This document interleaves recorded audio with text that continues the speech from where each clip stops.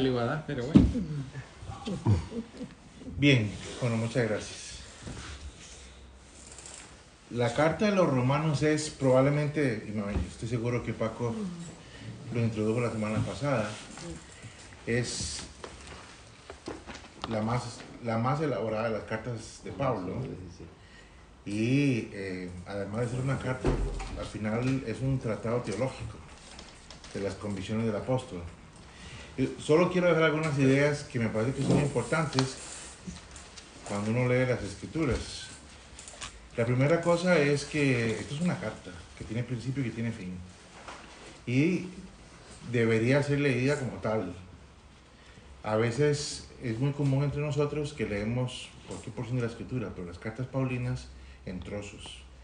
Pero cuando uno escribe una carta, los que todavía recordamos lo que era hacer una carta en papel, las cartas tenían una introducción, tenían un propósito, normalmente iban dirigidas con una intención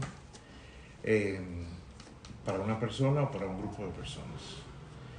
Así que aunque es muy bueno memorizar versículos, hombre, es una de las mejores prácticas de la vida cristiana, es también muy bueno saber que esos versículos que a veces recitamos están insertados en un texto mayor que tenía una intención. Entonces, si yo le escribía una carta de amor a Patricia cuando éramos jovencillos, yo trabajé en proyectos con los indígenas de mi país, yo me iba para las montañas, tenía 18, 19 años, Patricia estaba en San José y estábamos tan enamorados que nos pasábamos mandando cartas escritas así a la antigua.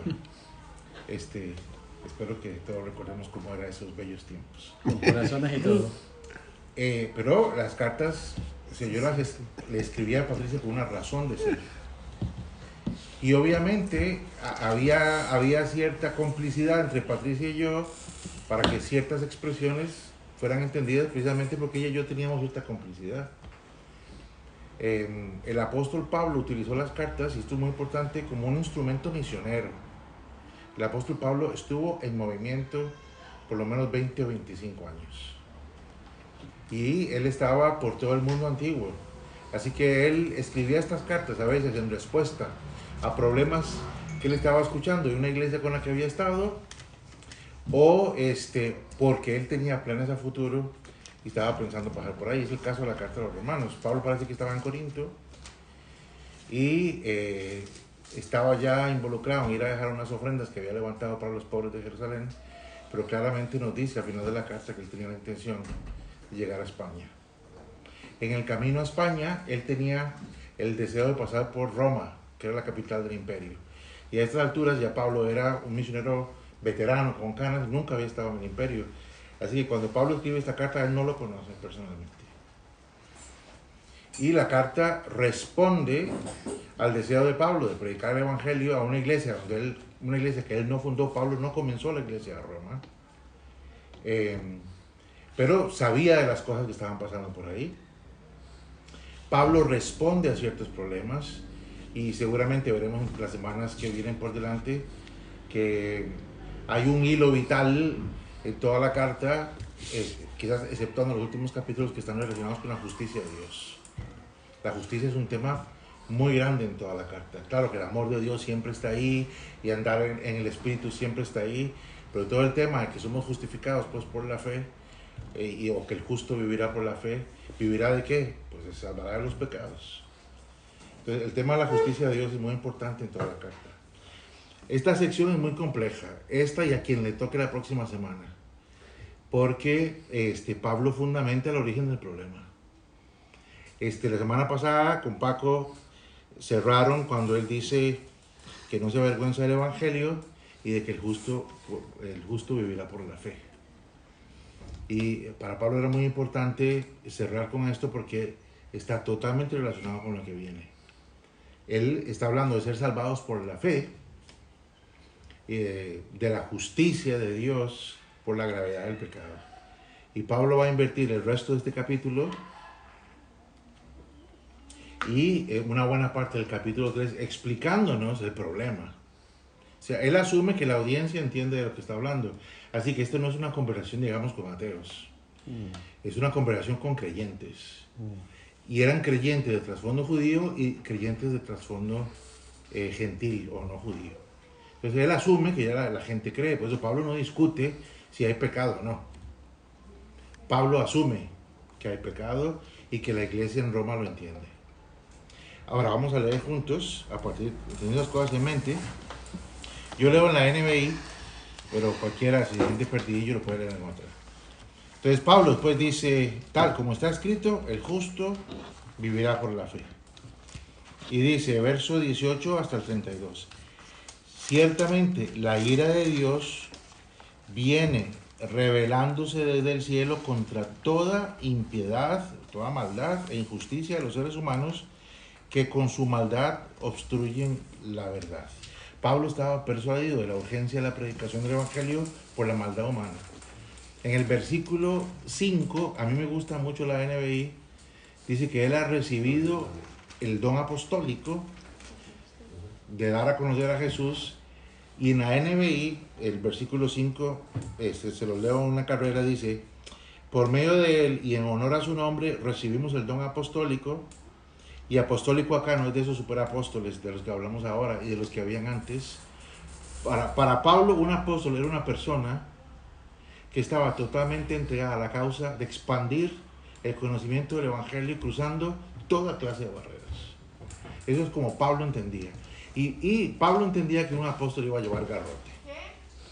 Y yo tengo las marcas del apóstol. Por eso cuando en América Latina, a veces, yo sé que en España no, creo que no tenemos ese problema, pero cuando se habla de superapóstoles, yo siempre pienso, pues muéstrame las marcas del apóstol. No un Mercedes-Benz, un jet o una casa de lujo. Dice, por medio de él y en honor a su nombre, recibimos el don apostólico, dice, para persuadir a todas las naciones que obedezcan a la fe. Para Pablo, su tarea sublime era persuadir o convencer a las naciones la obediencia a la fe. Porque él estaba convencido de la gravedad del pecado, como lo ha dicho ahora. Dice que la ira de Dios, que es uno de los temas en capítulo 2 y capítulo 3. Pablo está convencido de que lo que detonó, digamos, la venida de Jesús al mundo era la ira de Dios. Como Dios está movido por el amor, desde antes de la fundación del mundo, orquestó la encarnación del Hijo de Dios. Y se orquestó porque nosotros somos llamados a ira. Todos los seres humanos estábamos condenados a ira. Yo sé que no es un mensaje muy popular hoy en día, ¿no? Pero es lo que está escrito. Dice, me explico, lo que se puede conocer acerca de Dios, él está molesto de los seres humanos, dice, lo que se puede conocer acerca de Dios es evidente para ellos, los seres humanos, pues él mismo, Dios, se lo ha revelado.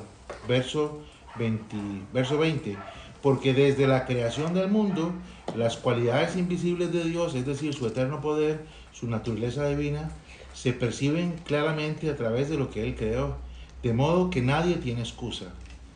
¿Qué es lo que Él reveló? Dice, su eterno poder y su naturaleza divina. Son unas cosas que Él mostró. Dios mostró su eterno poder y la naturaleza divina para que nadie tuviera excusa. Entonces, cuando era jovencillo, a mí me ayudó muchísimo. Llevé un curso en el seminario que se llamaba Revelación General y Revelación Especial. Y la revelación general es esto.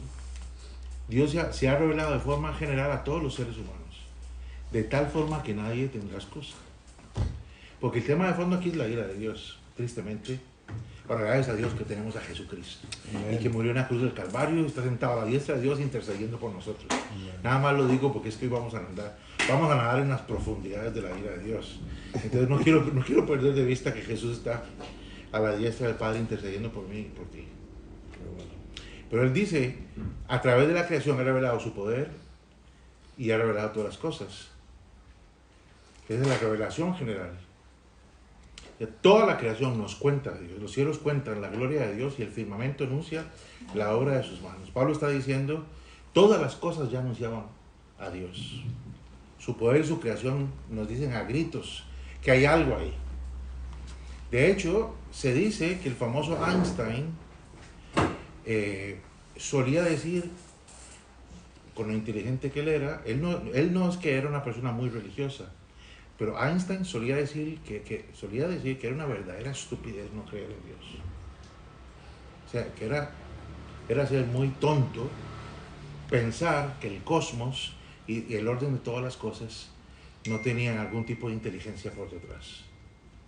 Mínimo, ordenando todas las cosas. Bueno, entonces seguimos.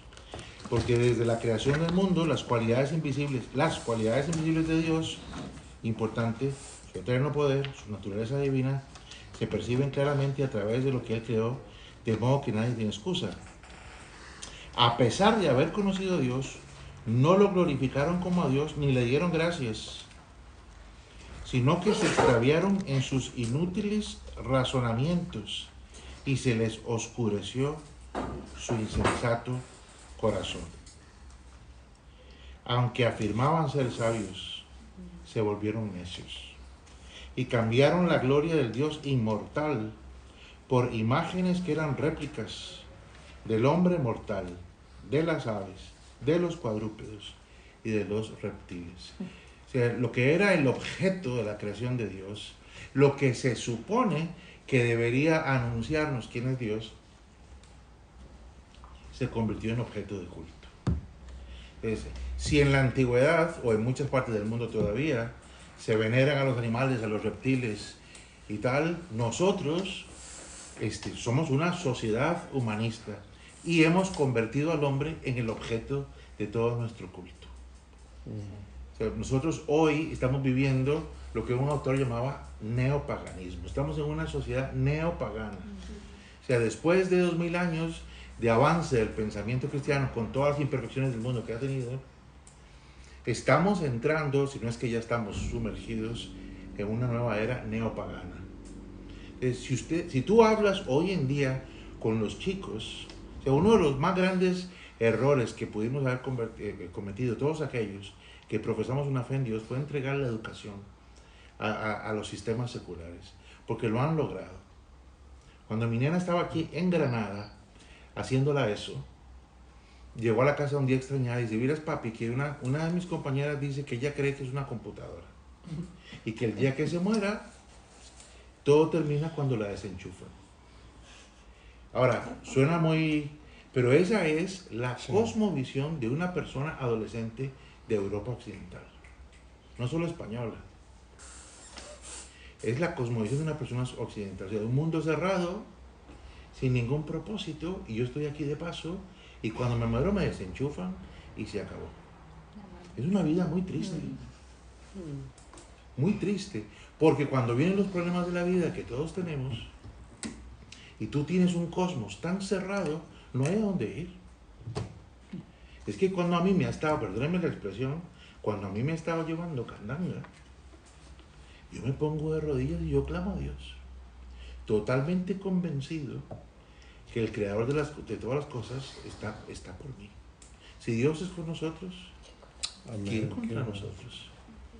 La persona que no tiene a Dios. Entonces alguien dice: ¿por qué las sociedades tan industrializadas son tan deprimidas? Aquí se habla mucho de los países nórdicos. En estos días acabo de leer sobre los índices de recuperación y tal. Cuando toda esta cosa se acabe, por ejemplo, lo del virus,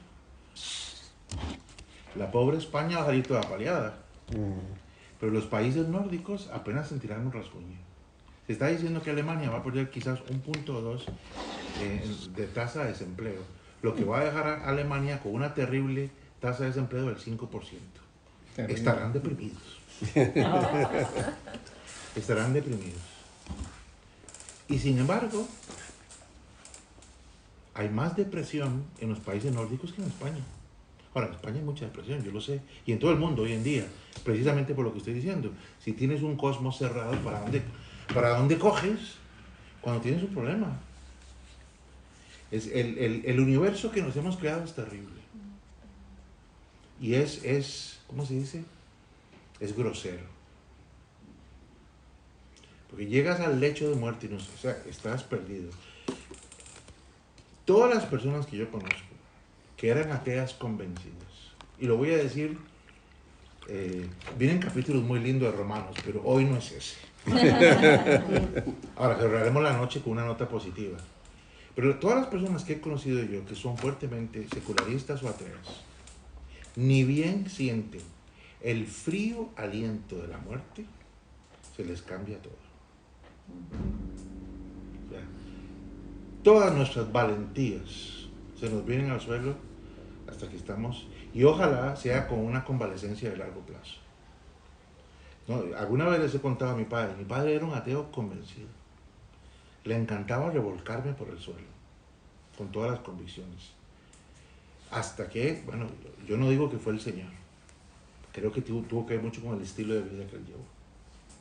Se jubiló a los 59 años con una pensión de Jesús, María y José. Bien pensionado. Y cuando estaba arrancando su pachanga le apareció un cáncer de colon, que terminó llevándoselo. Y pasamos por ese terrible proceso le extirparon el colon, le hicieron una colonoscopía. Mi padre era una persona sumamente vanidosa, muy educada. Y además se casó 4 veces y su última esposa tenía mucho dinero. Entonces, era una cosa, mi papá, él sufría, y digo esto porque miserable de nosotros sin Dios. Mi padre sufría porque estábamos ahí en su mesa tan elegante, y él sufría porque cuando te ponen una bolsita en el colon, tú no tienes ningún control. Claro. Y la bolsa hacía ruidos. Mi padre, y yo lo veía y yo no daba crédito del hombre que había sido tan potente contra mi fe. Terminó en el hospital, se fue degradando, y esto lo cuento para la gloria de Dios, y fue algo que solo Dios puede hacer. Finalmente se degradó a tal punto que, bueno, que él estaba consciente, pero ya estaba en su cama. Finalmente el doctor nos dijo es cuestión de días. Y la noche que murió estaba con Patricia, no nos habíamos casado. Y me llamaron del hospital y me dijeron, es muy probable que don Mario fallezca esta noche. Por favor, véngase porque te está llamando. Ahora, yo soy el hijo único de mi madre, pero el quinto de mi padre. Así que ya sabrán cómo era mi padre. Yo tengo 4 hermanos y todos tenemos el segundo apellido diferente. Entonces, me fui corriendo para el hospital. Pregúntenme por qué, mis hermanos son mayores que yo. En mi país, en la seguridad social pública, solo puedes ir a ciertos horarios. Entonces, ahí estaba yo en el hospital y esas cosas de América Latina. Resulta que mi abuelita tenía una amiga que el sobrino, que el tío, era jefe de enfermeras y me dieron un permiso especial. Entonces yo repito lo del primo de la tía del sobrino porque fue una bendición. Y con ese permiso podía entrar a ver a mi papá toda hora. Así, corrí al hospital y entré. Mis 4 hermanos quedaron, y siempre me ha dolido que ellos quedaron en la puerta del hospital. Ahora, pienso que Dios le estaba comprando tiempo a papá. Porque lo habíamos evangelizado, Patricia y yo, rápidamente. 3 o 4 semanas antes de morir, Patricia le habló del Señor y mi papá se le burló en la cara. O sea, se mofó de la fe de Patricia. En el lecho del hospital. Pero esa noche me estaba llamando y tal y cual. Y cuando llegué, le dije a mi abuela que nos dejara solos y mi padre empezó a pedirme perdón. Y por muchas cosas que teníamos que hablar nosotros. Y yo le dije, bueno, papá, lo perdono. Pero papá, usted va a morir hoy, probablemente. Y si no va a morir hoy, vas a morir mañana. Y usted sabe que usted y yo hemos estado hablando de este tema por años. Yo te he predicado las buenas noticias muchos años. Pero esta noche yo siento que debo predicarte las malas noticias. Porque para que entiendas las buenas noticias, tienes que saber que hay malas noticias. Y papá, si usted muere en esta condición, las buenas noticias de Jesús no se aplicarán a ti. Entonces, te ruego que te arrepientas de tus pecados en el nombre de Jesús. Papá, por favor. Y tuvimos ahí, hablamos, y hermanos, en un momento papá dijo, voy a recibir al Señor. Ahora, si lo hizo de corazón, ya lo veré en el cielo. Y se quebrantó, recibió al Señor, nos hablamos 3 o 4 cosas, entró en crisis y se murió. Así fue. En mi país decimos, dejó los pelos en el alambre. Nosotros dice, tiro los guayos.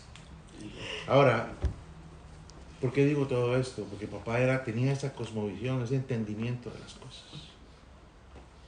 Y de verdad era un hombre tan sabio en tantas cosas, pero y yo, bueno, es mi padre, pero era tan necio en otras.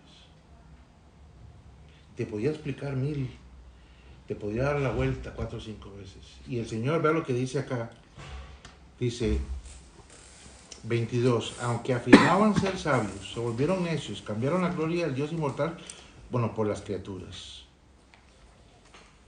Ahora, Pablo y todas las escrituras, es curioso que cuando están hablando de idolatría, terminan haciendo una asociación con la inmoralidad.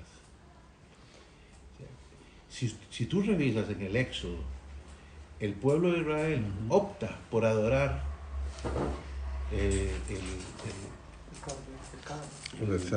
el becerro de oro, y acto seguido se entregaron en inmoralidades. Hay una asociación entre una vida idólatra, y cuando digo idólatra no necesariamente es hacerse imágenes, tú te puedes hacer imágenes de lo que tú quieras. Entonces vea lo que dice Pablo.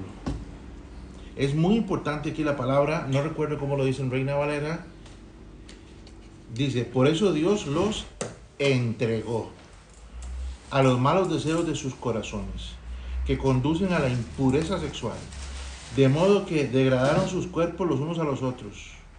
Cambiaron la verdad de Dios por la mentira, adorando y sirviendo a los seres creados antes que al Creador, que es bendito para siempre. Entonces él dice, por los deseos del corazón los entregó.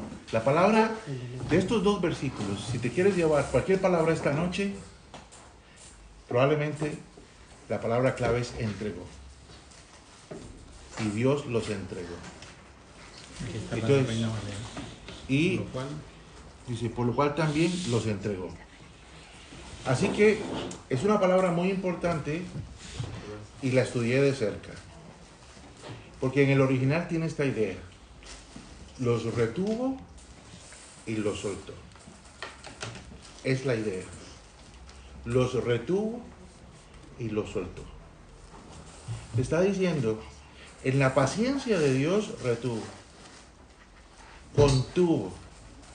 O sea, Dios es tan bueno que no siempre nos da lo que nos merecemos. Y eso lo digo como pagano y lo digo como creyente en Jesucristo. En Jesucristo yo he tenido unas metidas de pata que han sido, pero olímpicas, mis hermanos. Sin Jesús yo soy un desastre. Bueno, ya soy un desastre con Él un poquito, pero es que sin Jesús soy un fracaso total, se lo digo de corazón. La fuerza que cambió mi vida es Jesús. Entonces, Él está diciendo, los retuvo y los entregó.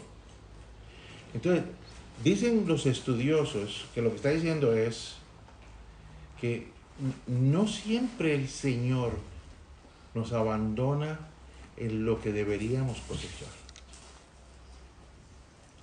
Pero hay un momento en la providencia divina que yo no quiero saber cuál es, en que Dios entrega.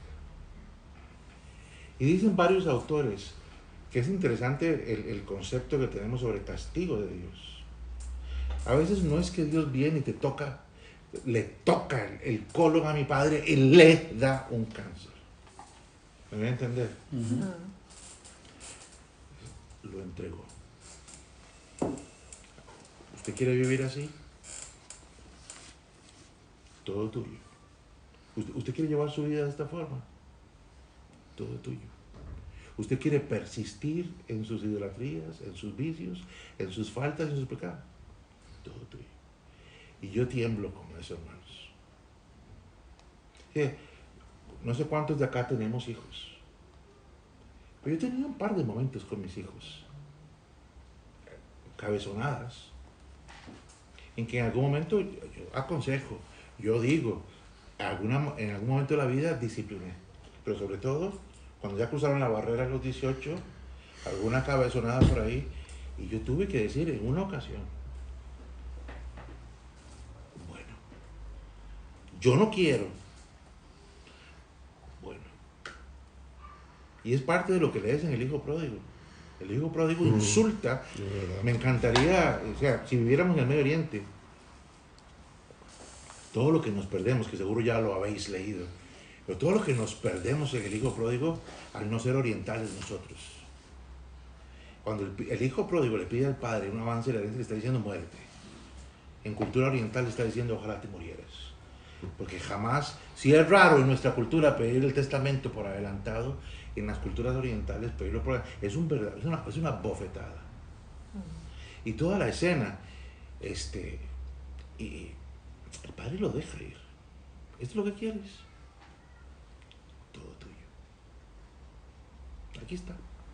No te retengo nada, llévatelo, que al final te vas a atragantar, muchacho.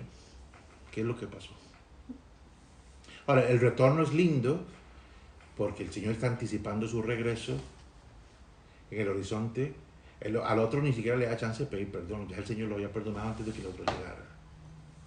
Y luego mata un becerro gordo y le pone un anillo que en las culturas orientales quiere decir que yo te devuelvo a tu posición anterior.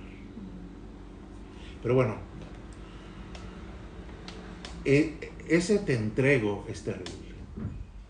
Y yo he hablado con mis hijos, les digo, yo no sé qué os tocará vivir a vosotros, pero yo os puedo decir, lo que podemos orar. Mi oración por la humanidad hoy, con el giro que están tomando los acontecimientos, yo estoy orando, Señor, todavía no aflojes. O sea, yo limitado en mi entendimiento. O sea, no nos abandones a nuestra. Mira, hermanos, mucho de lo que estamos viviendo y probablemente vamos a vivir en los próximos años es un papá diciendo, lo digo de las cosas más tontas, no administras bien la creación, todo tuyo. Todo tuyo. El famoso virus, que si sí, que si no, pero hay mucho de todo el contexto del virus que es una forma pecaminosa de administrar los dones de Dios. Entonces, si alguno ha viajado por el Oriente, que algún día vamos a ir porque de 13 va a ser un viaje a corto plazo al Medio Oriente, pero si vamos al Oriente, están estos grandes mercados donde uno se puede topar toda clase de animales, y va desde un gato hasta, tú ponle nombre, hacinados en jaulas, en espacios pequeños y reducidos, donde estos animales están nadando sus propias heces, sus propias orinas, animales de distintas especies, carnes, es un caldo de cultivo para cualquier cosa. Entonces, ¿quieres hacerlo de esta forma? Todo tuyo. Y lo mismo con la santidad, con la vida, con la sexualidad, el SIDA, las enfermedades venéreas, las cosas que estamos viviendo. Y vamos a leer un poquito más de eso en los siguientes versos. Dice, por tanto Dios los entregó a pasiones vergonzosas. Bueno, lo dice en el 24 y lo vuelve a decir en el 26. Por tanto Dios los entregó a pasiones vergonzosas. En efecto, las mujeres cambiaron las relaciones naturales por las que van contra la naturaleza. Los hombres dejaron las relaciones naturales con la mujer y se encendieron en pasiones lujuriosas los unos a los otros. Hombres con hombres cometieron actos indecentes y en sí mismos recibieron el castigo que merecía su perversión. En sí mismos recibieron el castigo que merecía su perdición. O sea, algún día todos tendremos que pararnos delante del tribunal de Cristo. Y nosotros llevaremos una camiseta que dice, lavado por la sangre de Cristo. ¿No? Y eso va a hacer toda la diferencia. Pero hasta que ese momento llegue, nosotros cosecharemos por nosotros mismos lo que nuestras prácticas producen. Entonces, hoy no se puede decir nada sobre la comunidad gay porque probablemente a veces los mismos cristianos hemos categorizado los pecados y hemos hecho ver que ser homosexual es más grave que decir mentiras. Cuando el mentiroso y el homosexual serán juzgados con la misma severidad. Y sería bueno que la comunidad homosexual supiera que que la Biblia no categoriza el pecado. Que el idólatra, que el hechicero, que el homosexual, o el promiscuo, o el mentiroso, serán vistos de la misma manera. Y que serán solamente vistos de otra forma por la sangre del Cordero. Y la sangre del Cordero no es que tiene que lavar más duro al homosexual que al mentiroso. ¿Estamos de acuerdo? Ahora, me senté con un médico hace unos años porque Patricia y yo enfrentamos una situación muy especial.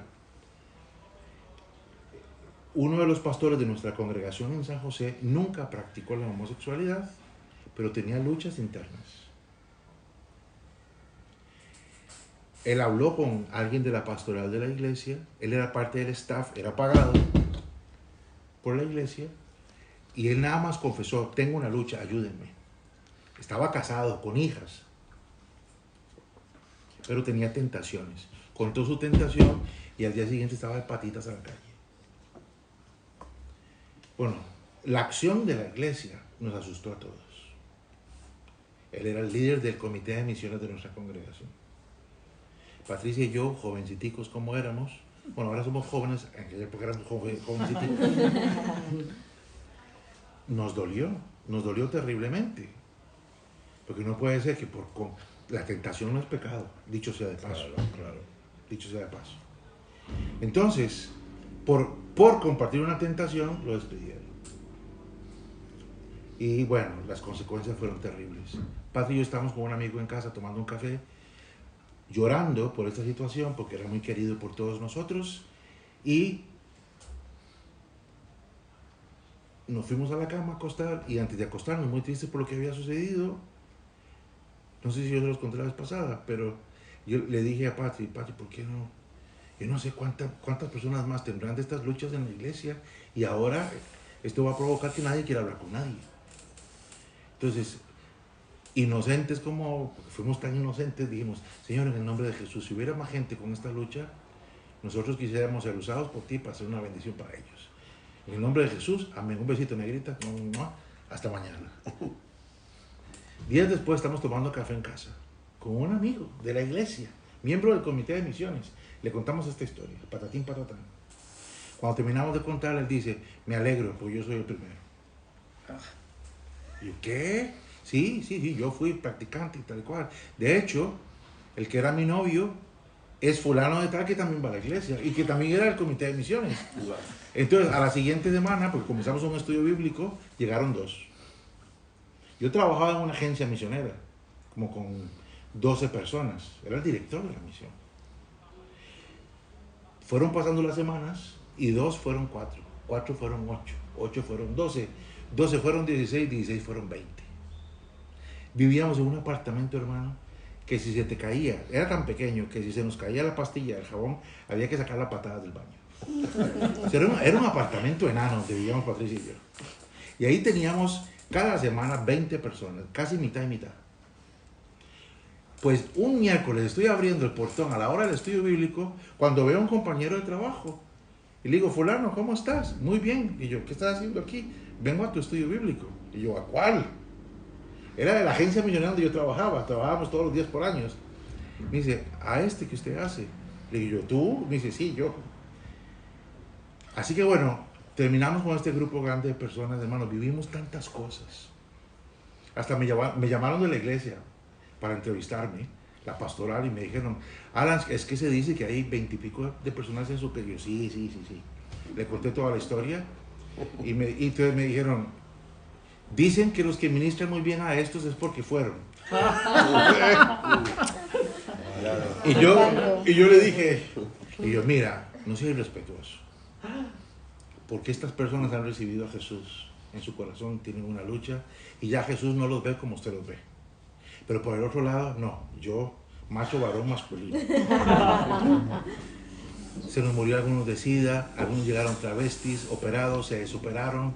Bueno, tuvimos una época, hermanos, que yo le decía a Patricia: ¿cómo es que terminamos nosotros metidos en estas cosas? Es lo que pediste. Que fue, bueno, oramos pasamos esa temporada, 12, 13 meses, y nos fuimos al campo misionero. Años después estamos en San José de Costa Rica en una visita, estamos en un supermercado, Patricia y yo, y se acerca un señor que ya estaba bastante gordo, con una señora, unos niños y tal y cual, y se acerca y saludan a Patricia. Patri, ¿qué tal? ¿Cómo estás? Al principio no le reconocimos. Marco Antonio. Marco Antonio era un palito del estudio, era un delgadito que se lo estaba comiendo. Una vida indecorosa. Y ahora era ¿cómo se llama? Era un búfalo. Era enorme, gordo, casado, con chicos, está en el supermercado. Y se acercó y nos dice, ¿ya se acuerdan de mí? Y yo, bueno, sí. Lejanamente te veo. Y dice, no, nada más tengo tantos años de no ver, solo quería contarles que el Señor terminó la obra y la está terminando todavía. Pero aquí está mi mujer y aquí están mis hijos. Muchas gracias. Qué bueno. Ahora, Tremendo. el tema de la sexualidad está asociada con la idolatría y está asociado con el hecho de que no hay pecados más graves que otros. Pero lo cierto es que Pablo los enlista. Y vuelve a decir, recibieron el castigo que merecía su perversión en sí mismos. O sea, cosecharon lo que sembraron por no reconocer a Dios en todas las cosas. Ahora está hablando de la revelación, está diciendo, es que Dios está en todas partes. Nadie podrá llegar al trono de Dios diciendo, es que yo no supe. Ahora, otro ya hablamos de eso con más calma. Dice, me apuro. Además, como estimaron que no valía la pena tomar en cuenta el conocimiento de Dios, Él a su vez, otra vez, los entregó, ¿no?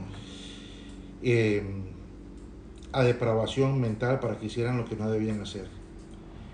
Se han llenado, y aquí nos da una larga lista. Algunos autores lo categorizan y hoy no tenemos tiempo de categorizarlo. Pero él dice que por esta cosa, por esta entrega a la maldad, el Señor dice, vale, que varias veces en el texto nos ha dicho, me suelto de vosotros. Yo les digo, hermano, si Dios te castiga es buena noticia. La disciplina es señal de que eres hijo. Y aquí lo que está diciendo es que llega un momento en la providencia de Dios que Él dice, vale. Y aquí hace, al final del texto, va un listado que otro día lo vemos más de cerca, pero dice, primero, se han llenado de toda clase de maldad, perversidad, avaricia y depravación. Luego dice, están repletos, estoy en el verso 29, se han llenado de toda clase de maldad, perversidad, avaricia y depravación. Luego dice, están repletos de envidia, homicidios, disensiones, engaño y malicia. Y luego dice, son chismosos, calumniadores, enemigos de Dios, insolentes, soberbios y arrogantes. Se ingenian maldades, se rebelan contra sus padres, son insensatos, desleales, insensibles y despiadados.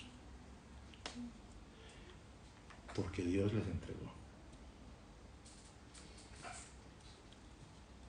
Saben bien que según el justo decreto de Dios, quienes practican tales cosas merecen la muerte.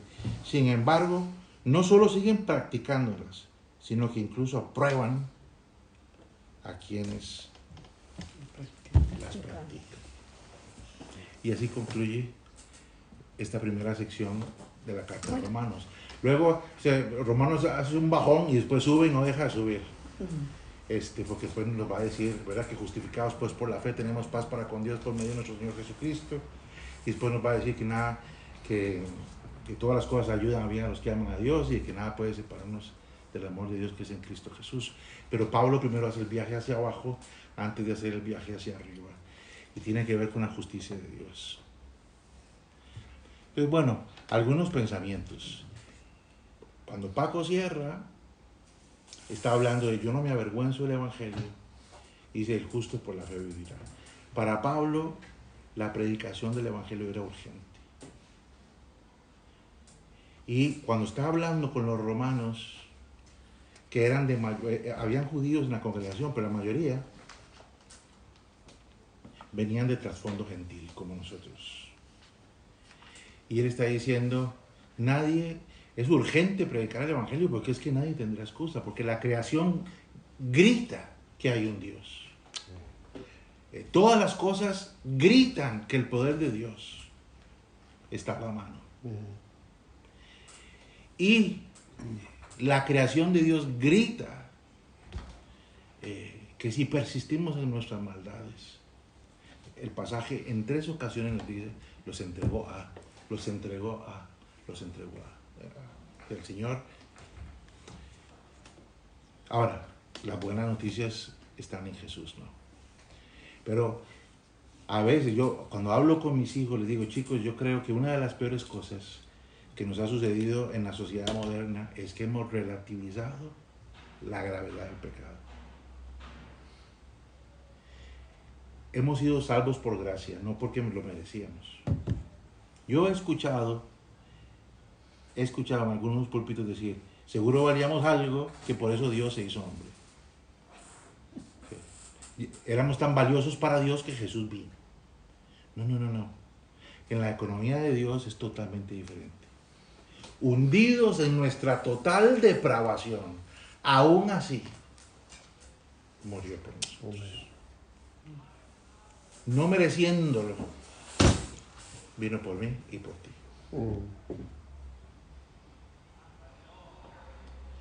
El verso 5, por eso me encanta. Dice, hemos recibido este don apostólico para persuadir a las naciones a la obediencia de la fe. Y persuadir, mis hermanos, Pablo escogió la palabra persuadir. No solo es invitar. Persuadir quiere decir convencer. Persuadir quiere decir ser majadero. Perdón que lo diga así. O sea, Pablo no se recorrió, va a decir al final, a Romanos 15 va a decir, desde Jerusalén hasta Ilírico, todo lo llenado del Evangelio de Cristo. Y es una extensión de terreno que era todo el oriente del imperio. Y él no anduvo por todas partes diciendo, si quieren, sigan a Jesús. No, por todas partes Pablo andaba convenciendo a la gente de que Jesús es el camino. Y convenciendo a los romanos de que le acompañaran en esa aventura de fe. Amén. Qué bueno. Estuvo muy bien.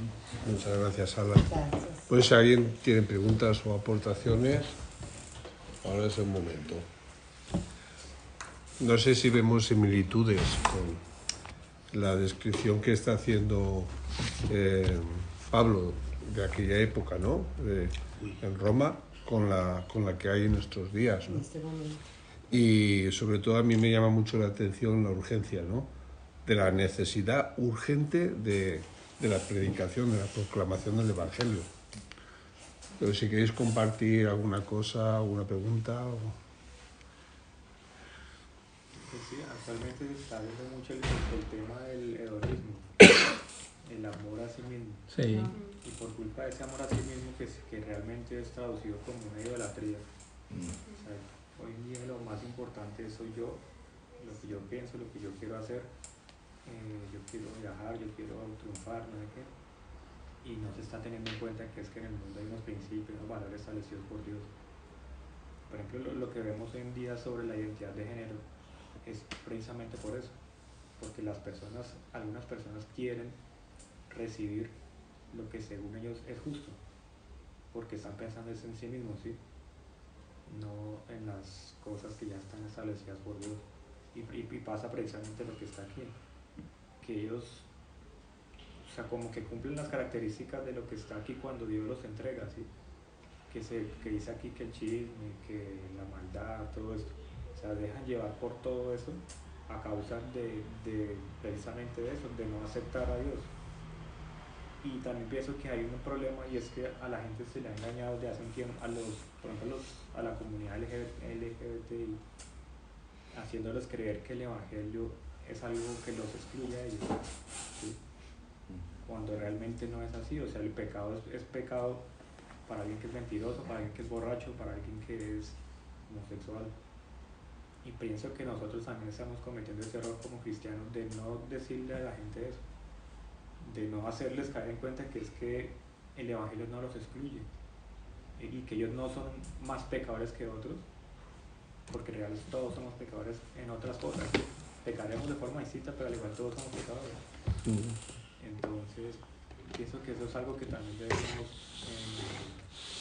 tener en cuenta para con los demás, y sobre todo con eso de la identidad de género que hoy en día está tan fuerte. Amén.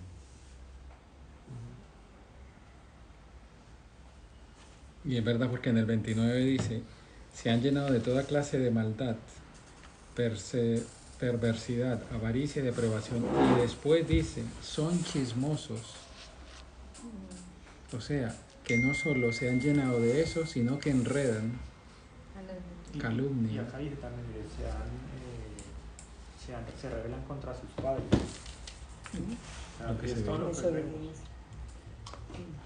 Todos los síntomas los tenemos en estos Todos, pero yo nunca creí que fuéramos a llegar en este momento a lo que estamos viviendo ahora. Nunca. Y sobre todo que ahora es también como un llamado, yo digo que aparte de dar a conocer el Evangelio es como concientizar a los padres, ¿no? Porque ahora le están entregando como la educación, o sea, no sé, acá en Europa la educación de los niños prácticamente la tienen los colegios. Sí. Y le meten unas cosas a los niños que yo digo, o sea, ¿de dónde sacan eso? Por lo menos en Latinoamérica uno llega todavía tienen ese respeto como por los padres en los colegios, ¿sí? O sea, no le meten tanta cosa a los niños a la cabeza. Yo hace poquito escuché a una niña de 4 años, yo digo, pero ¿por qué los papás no le ponen cuidado? O sea, ella dijo, yo quiero ser un chico, me quiero cortar el cabello, como el de mi hermano, o sea, y a los papás les dio risa, pero yo digo... Risa. Sí, o sea, ellos, ay, pues sí, te lo cortamos y más chiquitico y que no sé qué. Y otro día dijo que quería unas zapatillas azules.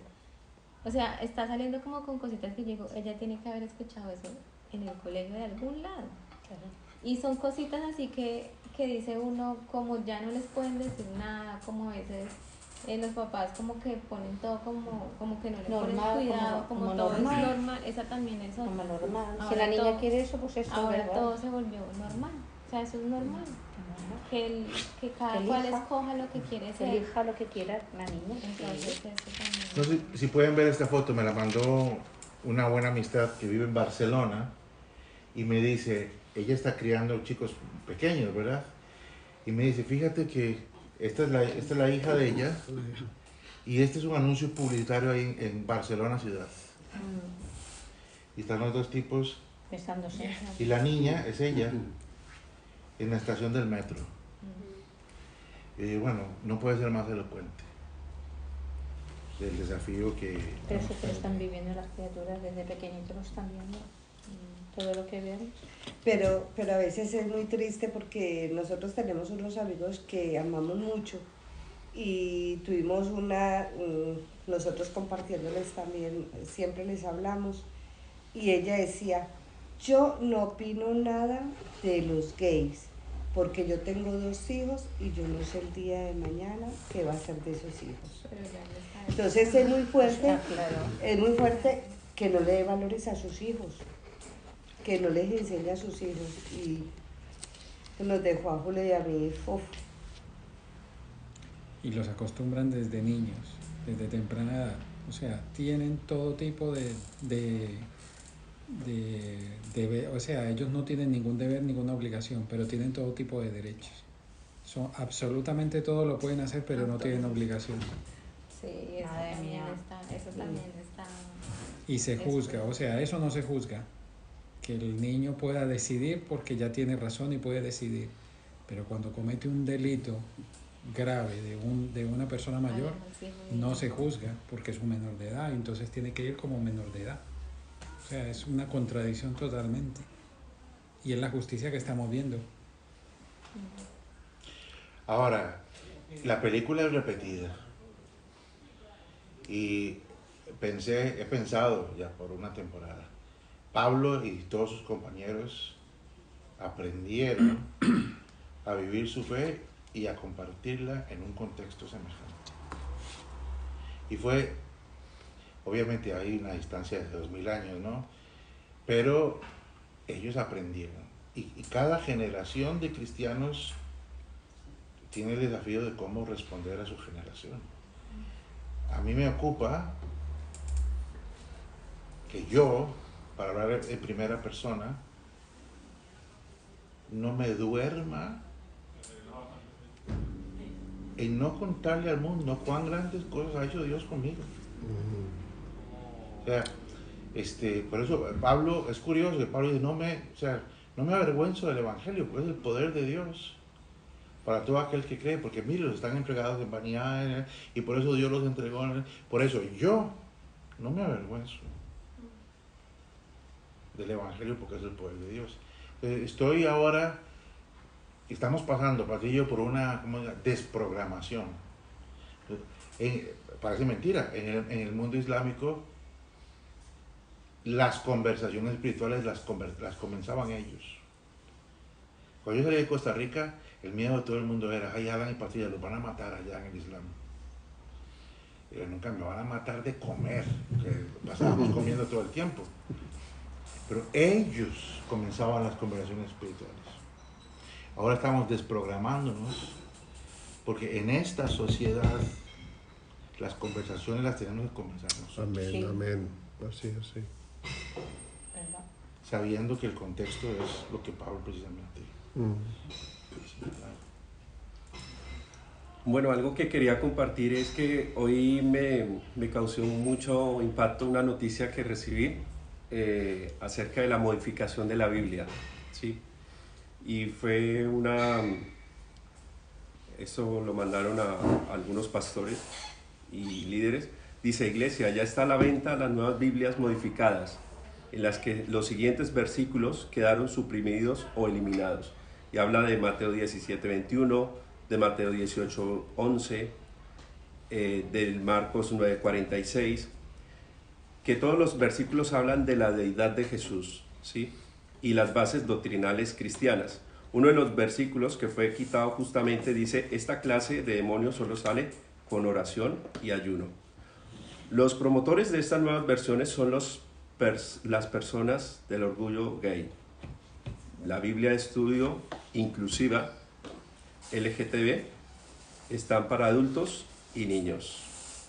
Entonces, pues, ahí ya vemos lo que habla Apocalipsis, de que a los que quitan una tilde o una palabra, también les será quitado del árbol de la vida, ¿no?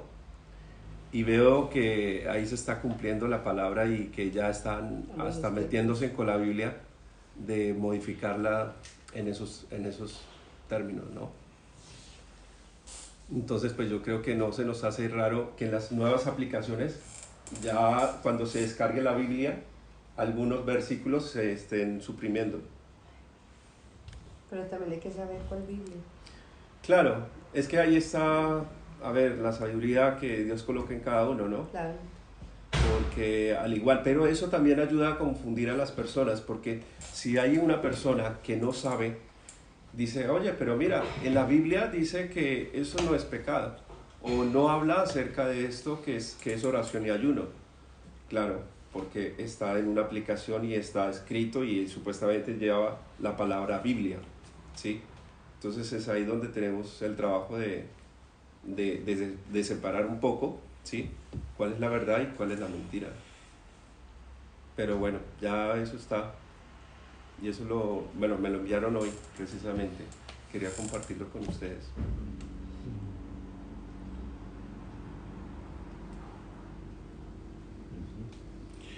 Al final cuando Pablo va llegando al final del capítulo 7 y entrando al capítulo 8, ¿verdad? El capítulo 7 diciendo, miserable de mí, que hago lo que no quiero, lo que no quiero no hago.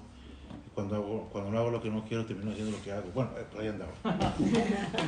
Y después dice, no hay condenación para los que están unidos a Cristo. Pero hay un versículo ahí en medio que a mí me encanta, que es lo que me da esperanza cuando yo escucho este tipo de noticias. Porque el apóstol Pablo dice, miserable de mí, que hago lo que no quiero y lo que no quiero eso hago. Pero ahí el versículo dice, pero gracias doy a Dios por Jesucristo. Entonces yo tiendo a pensar que el mundo se va a poner, parece que malito, ¿no? Más malito. Pero yo me levanto, de verdad, yo me levanto cada mañana y yo digo, pero gracias doy a Dios. Amén. por Jesucristo. Y me recuerdo, yo trato de recordarme, porque la verdad es que a veces cada mañana está como para asustarse. Pero dice, en el mundo tendréis aflicción, pero confiad, yo, Jesús, he vencido al mundo, ¿no? Entonces yo me animo con esas cosas. Y si Dios es por nosotros, ¿quién contra nosotros? ¿Y quién podrá separarnos del amor de Dios, que es en la muerte y en la vida? ¿eh? Nada podrá separarnos del amor. Yo trato de recordarme a mí mismo que ante el avance de la maldad también está el avance de la gracia. Amén. Y que donde sobreabundó la maldad, sobreabundó la gracia. Y a lo largo de la historia, por ejemplo, la Segunda Guerra Mundial, aquí en Europa murieron millones de personas, y estoy seguro que las iglesias evangélicas de todo el continente pensaron, Adolfo Hitler es el anticristo y esta cosa está cocinada. El fin del mundo llegó. O sea, 6 millones de judíos fueron cocinados o sea, aquí había muchas razones para pensar que era el fin del mundo. Pero la iglesia perseveró y caminó en medio y salió fortalecida. El comunismo, ahora no sé cuántos han oído, pero vale la pena recordar la caída del comunismo y tal. Pero en lugares como Checoslovaquia y Hungría y Polonia y tal, eso no salió en las noticias, pero el pueblo evangélico cristiano jugó un papel muy importante en la caída del comunismo, por su dedicación a la oración. Ya no, bueno, cuando se me calienta el corazón se me cierra la lengua, vamos a callar. Hay un libro que se llama Intercesor, de Res Howells. Yo lo recomiendo intensamente. Intercesor. Intercesor. Es la historia de un instituto bíblico en Gales, en Inglaterra, durante la Segunda Guerra Mundial. Y ellos oraron los 5 años de la guerra para que el Reino Unido no cayera en manos de los nazis y que de alguna forma el Reino Unido saliera adelante después de los horrores de la guerra. Y sí, el Reino Unido fue bombardeado por todos los costados, no hay duda. Pero es un milagro que el nazismo no tomara las Islas Británicas. Y es un milagro todo lo que esta gente en Gales estaban orando. A mí eso me da mucha esperanza. José. Pasa, José. Adelante. Como hay mucha gente. ¿Qué la silla de ahí? ¿Queréis hoy? Nada. ¿Pero para mi pasta o algo? Pasa.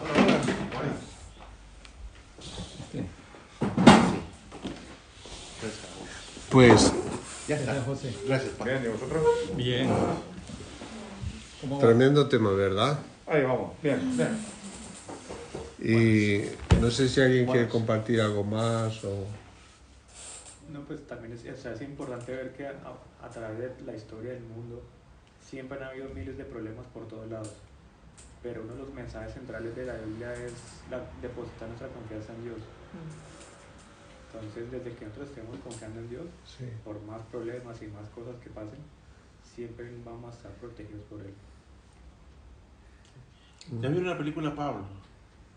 ¿Han visto? La de Pablo. Sí. Sí, sí, sí, sí. Es interesante porque yo creo que Pablo tuvo dilemas. Sí. Tenía razones para estar pensando. Pero al final la iglesia está aquí. Sí. Aquí estamos. Muy bien, pues yo creo que hay que verlo desde la perspectiva de la victoria del Señor en la cruz.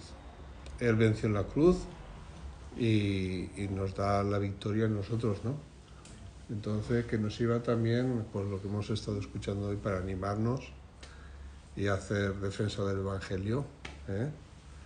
Y sabiendo que el Señor a cualquier persona haya hecho lo que haya hecho, ¿no? Que de corazón sincero se acerque a Él y le pida perdón y le reciba en su corazón, el Señor lo va a salvar y le va a dar la vida eterna, ¿no? Como ha hecho con cada uno, con muchos de los que aquí estamos.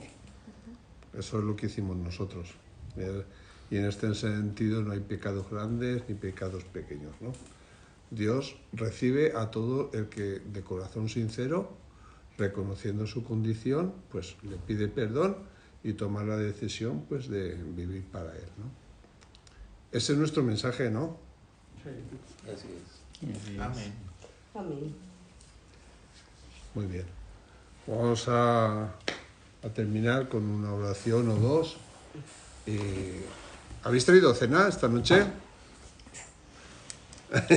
Estamos a dieta. Pues nos vamos a casa, Estamos no en pasa el- nada. Yo iré por la ensalada de pasta, pero Bueno, que Pues mira, queda... yo soy la única que la ha traído ensalada. Vamos a tener dos oraciones, ¿vale?